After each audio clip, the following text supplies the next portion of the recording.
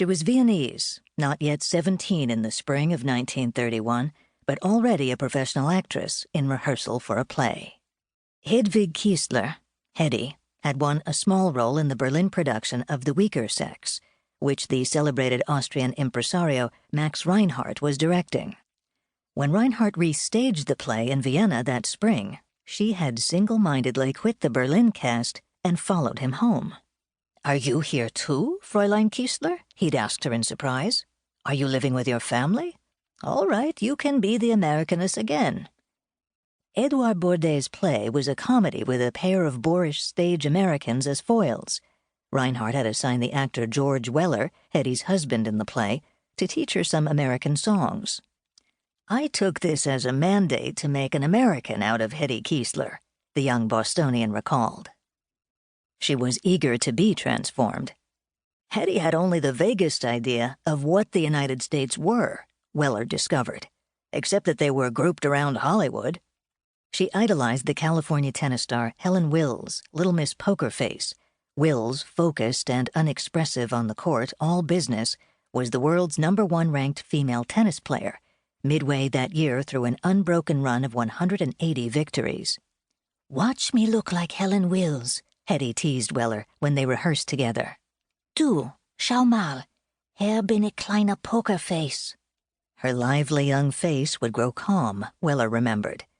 Expressionless and assured, her brow would clarify, and for a moment she would really become an American woman.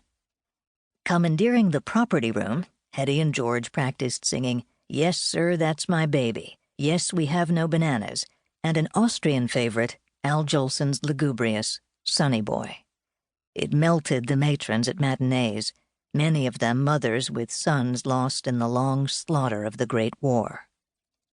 An only child, entertaining herself with her dolls, Hedy had dreamed since she was a little girl of becoming a movie star. A movie star. "I had a little stage under my father's desk," she recalled, "where I would act out fairy tales. When someone would come into the room, they would think my mind was really wandering. I was always talking to myself."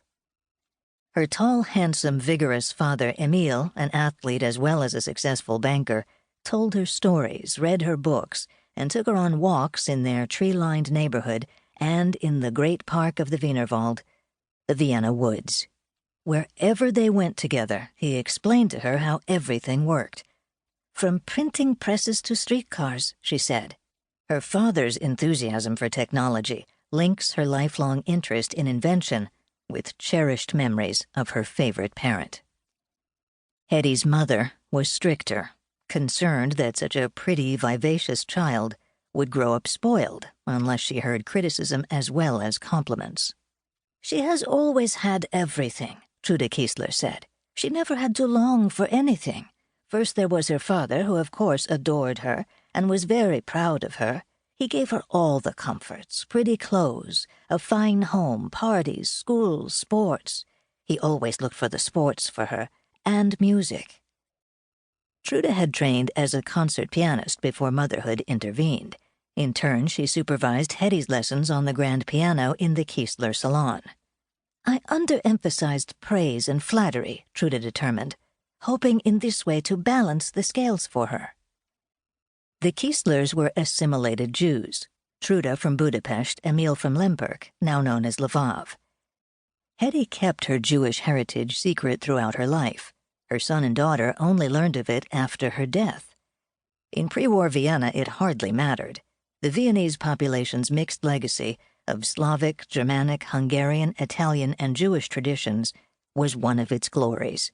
One reason for the city's unique creative ferment in the last decades of the new century. Sigmund Freud's daughters attended the same girls' middle school that Hedy later did, and after the war, Anna Freud taught there.